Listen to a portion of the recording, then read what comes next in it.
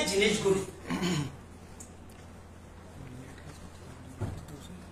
এইভাবে উনি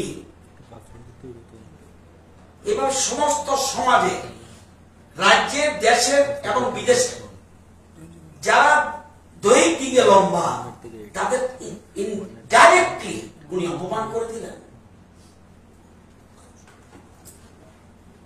ডাইরেক্টলি আপনারাও যারা গেলে লম্বা আছেন, আমি শর্ট ফিগার বলে আমি লম্বাদের অপমান করব? উনি কি বোঝাতে চেয়েছেন? এবং আমি বলব, উনি যদি সুস্থ থাকেন তাহলে উনি প্রকাশ্য ক্ষমা চাওয়া উচিত। সারা জাতির সম্বন্ধে বলেছেন প্রকাশ্যে ক্ষমা চাওয়া উচিত। যদি অসুস্থ থাকেন তাহলে তাদের দলের নেতাদের বলব যে ওনাকে তাড়াতাড়ি চিকিৎসার ব্যবস্থা করেন।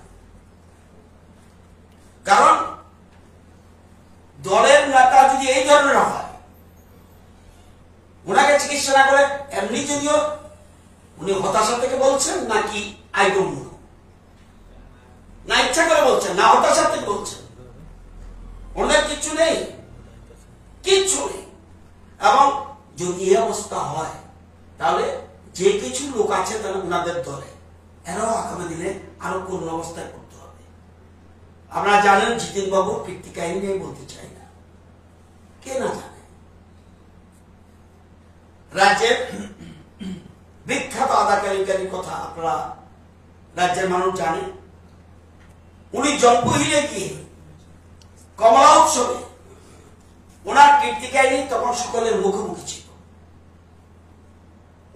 উমাকান্ত স্কুলে ওনাদের এক সম্মেলনে তিনি পুরো রাত কাদের সাথে নেচেছিলেন, এ নিয়ে বিধানসভা উঠেছিল।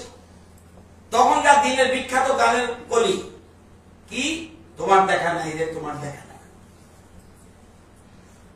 কাদের নিয়ে উনি নেচেছিলেন? আমি কোন অপশব্দ ইউজ করব না। কাকে নেচেছিলেন? প্রয়াত শিক্ষামন্ত্রী অনিল সরকার ওনার জন্য একটা ফাইল ওপেন করেছিলেন, উনি আজকে নেই। ওই ফাইলে ওনার সব কীর্তি কাহিনী লিপিবদ্ধ ছিল।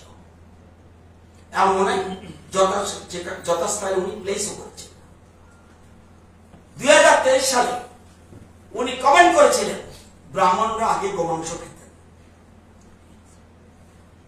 এগুলি, এই ধরনের কথাবার্তা, এই ধরনের আলোচনা, যিনি আপনারা জানেন